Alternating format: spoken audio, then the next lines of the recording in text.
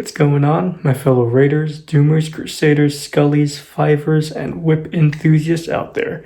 It's me, Russell. I run the Rusty Bullwhip's YouTube channel, and I think it's high time that I finally talked about my newest whip that I just received this year. This is my Casey Tyler 10-foot Indiana Jones Last Crusade Kangaroo Hide Bullwhip. Let's all go back to the year 2020.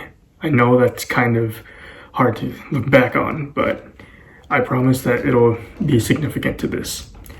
So back in 2020, in August, I was shopping on eBay and I came across a listing for someone selling a Joe Strain unused Last Crusade whip.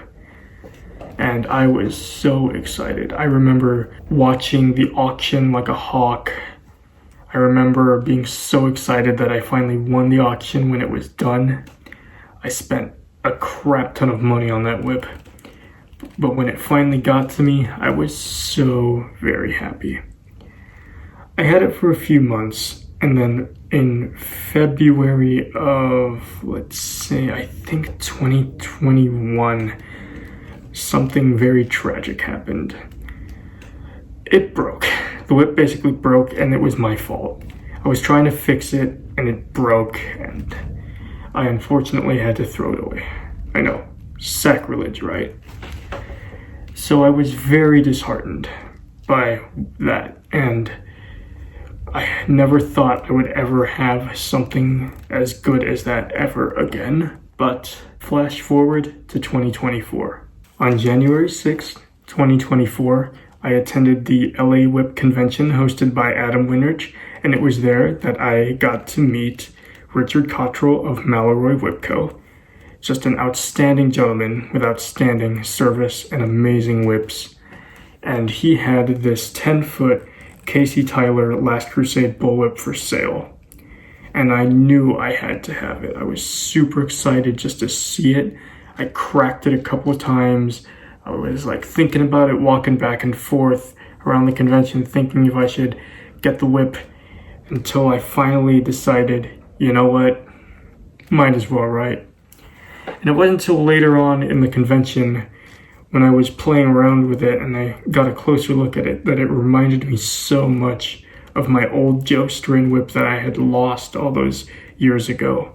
So long story short, I got a second chance.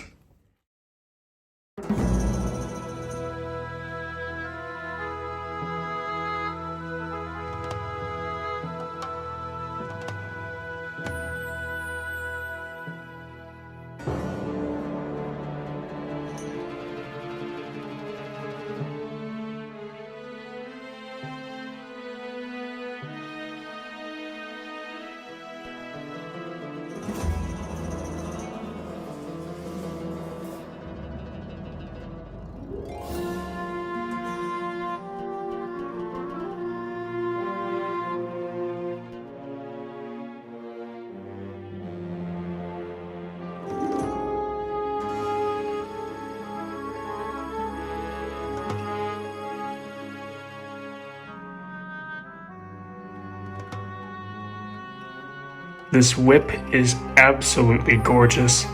I can't get enough of this whip. I just love looking at it. And it's just such a beautiful piece of leather work and art. Just looking at it alone, you can really tell the quality when you invest money in a really good kangaroo hide bullwhip. Time to take a closer look at it. So we'll start with the wrist loop. The wrist loop is quite long. I feel it's a little too long for an Indiana Jones whip. I feel it should just be a little shorter, but I'm not even angry about that at all. I'm not even complaining about it. Just a little minor aesthetic gripe on my behalf. It's a six strand loop, and it's just, you can really see the work that was put into this. Casey Tyler really put in some excellent plaiting with this loop, and it slides onto the hand quite easily. And moving on to the heel knot, very classic Indiana Jones knot. Very the strands are kind of wide and they overlap each other. super flush, by the way, very, very smooth, no bumps or any ridges that are out of place. And it's very smooth in the hand. It's not too bulky. You can see when I hold it. It's really not going to slip out of my hand. It's just right. Moving up to the handle, we have the diamond braids, and they are amazing. There is not one strand that is loose. There are no gaps. Just everything is so nice. And this entire whip has a coat of shellac over it, so it gives it a really nice sheen. And here is the transition knot. Flows very well into the thong and the transition area. And something that I've heard from other people's reviews of Casey Tyler's whips is that he plaits very closely to Joe Strain's work, which was also why I fell in love with this whip, because it just reminded me so much of the old Joe Strain that I had. And getting into the thong itself, it's amazing how well this thing has been plaited. This is something you really have to see in person to really enjoy. Like, my camera phone does not do it justice. And just the entire taper of this whip is very, very good. It doesn't start too fat and then it has a really slow taper. It has a very even taper. Starts quite thick, then it tapers quite quickly, getting to sort of like a thinner, kind of thinner section, and then it gets to the thinnest section near the hitch and the braid. It's just, I keep saying it, it's fantastic.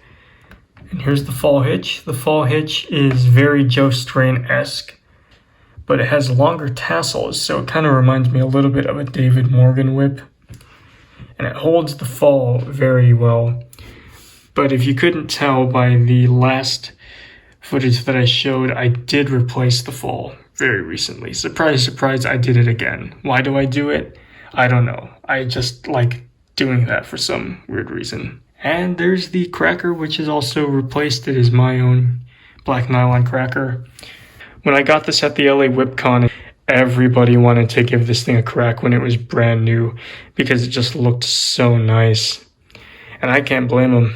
Something else that really draws me into the last Crusade whip specifically is the color. It's not dark brandy like the Dial of Destiny whip. It is a very nice sort of whiskey color, and the more I use it, you'll see it's going to become closer to a Destiny whip as the years go on. But I'm very thankful that I had the chance to buy this from Richard. I'm very thankful to Casey Tyler for making this whip.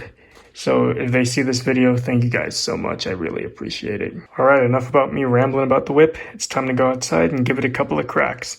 Now keep in mind, it is still quite stiff because it is pretty new. I haven't broken it in too much, so some of the cracks are going to be a little harder to pull off just for that reason.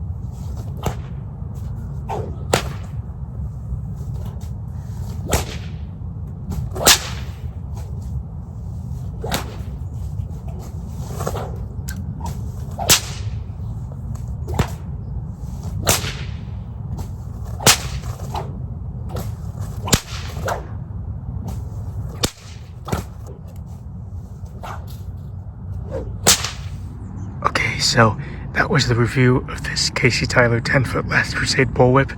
It's a spectacular piece. Once again, thank you very much to Richard Cottrell of Mallory Whip Co. and Casey Tyler.